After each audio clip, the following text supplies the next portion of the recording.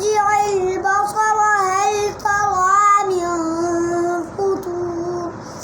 ثم ارجع البصر كرتين ينقلب إليك البصر خاسئا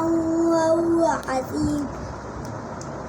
ولقد زينا السماء الدنيا بمصابيح وجعلناها رجوما للشياطين وأعتدنا لهم عذاب السعير وللذين كفروا بربهم عذاب جهنم وبئس المصير إذا ألقوا فيها سمعوا لها شهيقا وهي تفور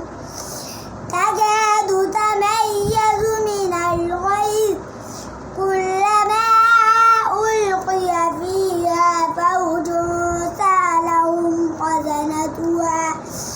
سألهم خزنتها ألم يأتكم نذير